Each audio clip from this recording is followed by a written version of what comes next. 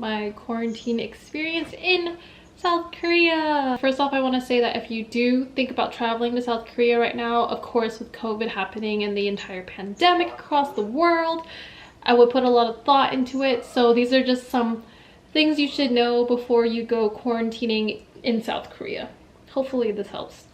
Okay, so first, when I went to the airport at SFO, they do require you to sign paperwork as soon as you get there. They want to make sure that you know that you have to quarantine for 2 weeks in South Korea in order to travel to South Korea. And this is at your own expense. So they'll make you sign a contract when you're checking in with whatever airline you're flying with. I checked in with Korean Air and it was super smooth and super fast. You're required to have a face mask in any airport or an N95 mask the whole time, and although it's uncomfortable, it's for your own safety. So at the end of the day, it's really worth it. Before you board the plane, you do have to get your temperature taken just in case you have a high fever. When you are in the airplane, most of the workers, if not all of them, have hazmat suits on as well as face coverings and mask coverings. I definitely recommend investing in a face covering because I had a mask, but I definitely felt like my eyes were very vulnerable. So don't forget to bring like glasses or sunglasses or something like that. You basically have to fill out a lot of paperwork before you even land, and then you're kind of ushered into, you know, immigrations and everything. My process was a little bit confusing because they required us to have a Korean phone number, but they said that they weren't giving out any SIM cards at that time. So I had to give them my Korean friend's phone number. I've heard other people say they've given their phone number and it was okay. I told the person that I didn't have a Korean phone number and he said, well, you can't pass this area unless you have a Korean phone number. So either one, I was in the wrong line, or two, like the Korean SIM card booth wasn't open yet, but I could not get a SIM card before I went to the quarantine facility. You have to fill out, I think, 3 or 4 forms, and you have to double check all of them with multiple people. It's quite a process. After that, you go to the main immigration person where you take your photo, you put in your finger for fingerprints, and she will give you a lanyard that basically designates that you have to go onto the bus to get taken to a government facility. After that, you wait in a bus waiting area and then you wait for your bus to come. You're not allowed to pick your quarantine facility. It is absolutely randomized when the bus comes, so it's really just timing, and your fee does depend on where you're staying. So if you're staying in a nicer place, you're going to have to pay a little bit more, and if you're staying in like a smaller place, then maybe not so much, but you cannot choose. When you sign the contract, it says you must pay up to, I think it's 2,100,000 won, which is the equivalent of, I want to say, 1.9k in US dollars. I had to pay 1.4k, which is not fun, but it is on the lower end. Luckily, I'm staying in the Incheon Grand Hyatt Hotel, right next to the airport. Also, I'm coming to Korea with a friend, and because we are not blood related, they did not let us stay in the same room together. So if you are not family, then you will be separated for the entire 2-week duration of your quarantine. When you arrive, you have to take a COVID test right away. That's the first thing they did for us. I know in LA they do cheek swab tests, and in the Bay Area we were able to put like an inch of it in our nose and self-test, and that was done. But nope, here they go all the way up and it goes down, and you can feel it a little bit in the back of your throat, and they do the throat test, and it's like, honestly man, like the first time I thought it hurt a lot, but after you do it a couple of times, it's not too bad. Like the pain lasts for 5 seconds max, and I feel like after that there's no residual pain, so it's not too bad. Before it was only 1 test when you arrive, now it is 3 tests.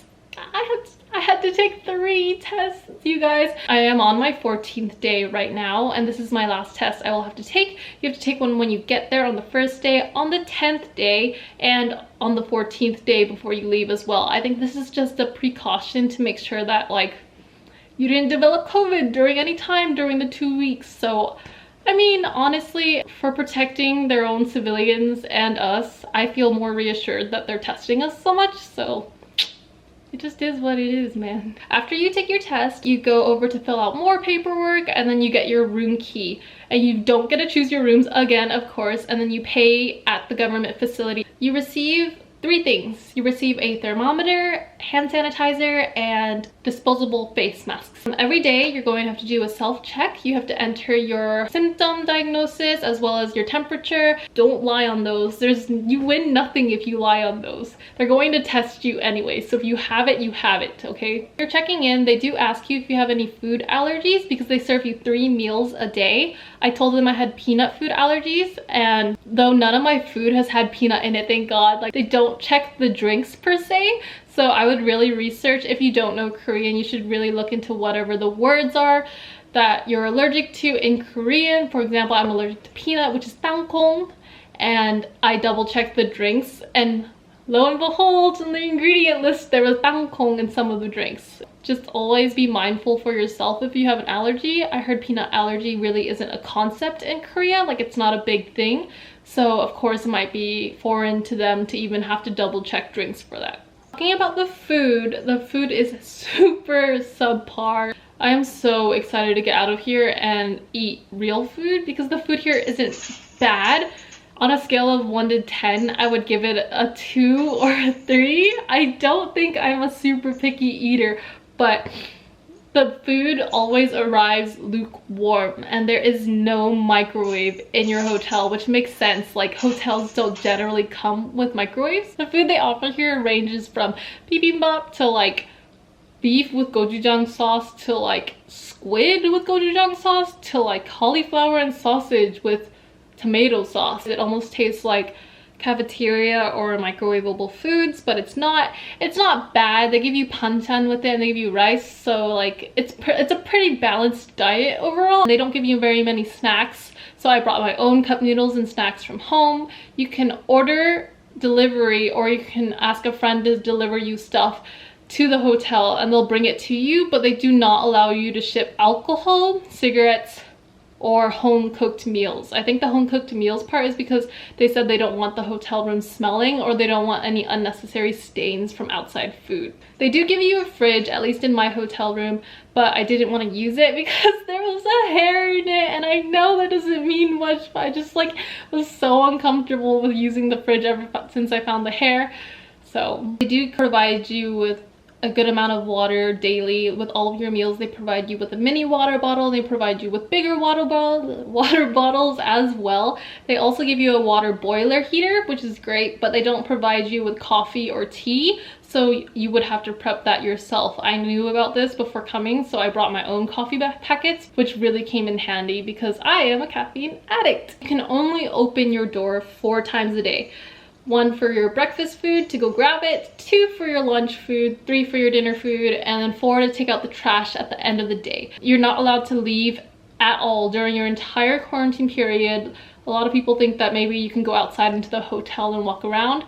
No, you are confined just to your box of a room. You're only able to explore the boundaries of this room. You can open your door, but you can close it as soon as you grab your stuff. And they have cameras lined up outside in the hallways, so they know if you're like, I don't know what you would be doing out there. They have announcements going off daily. I want to say there's about 5 to 7 announcements per day, and they are in 7 languages, so it can be kind of like frustrating sometimes. I'm working while I'm here, so it's frustrating when I'm working and these announcements are going off non-stop. They're just daily announcements like your food is coming shortly. So the announcements give you a lot of instructions daily in case you miss something. Never felt like I had to question or wonder what to do while I was here because the announcements basically kept reinforming me of the protocols and stuff. Like I said earlier, I'm working, so luckily the quarantine facility has Wi-Fi. Most of the quarantine facilities do have Wi-Fi, but I was prepared to buy international data in case I needed to tether off of that. You're only provided 6 towels during your stay. They have announcements going off saying that if you mess up any of the towels or if they're damaged, then they will charge you for them.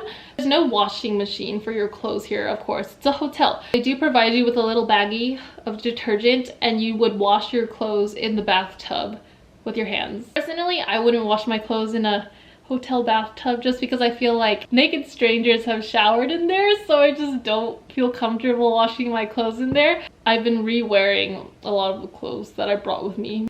but I've been showering daily. You're also provided with a shit ton of toiletries, so you don't have to worry about bringing your own. I think you can always request for more if you need more. They give you shampoo, body wash, body lotion, and conditioner, and soap bars, and a razor. And they gave me 2 toothbrushes too, and tissues and toilet paper. So all of those things you don't have to worry about, which is great. I think that about covers it. I think that's all I wanted to know when I was planning my trip to come to South Korea. Hopefully that helps. If you have any other questions, just let me know. This is my last day in my quarantine facility and I'm so excited to leave. Bye. Hey, I wanted to mention one more thing. If you do plan on traveling during this time of the world, definitely you have to put a lot of thought and consideration into it. This isn't a joke. This isn't just something to do because you want to have fun. You really have to think about what you're risking, what you have to put into it, and respect every country's rules, overall procedures, in order to keep everyone else and others as safe as possible. I don't want to encourage nor discourage people to travel right now, but I want everyone to understand that there are a lot of precautions that you need to take into consideration if you do plan on traveling.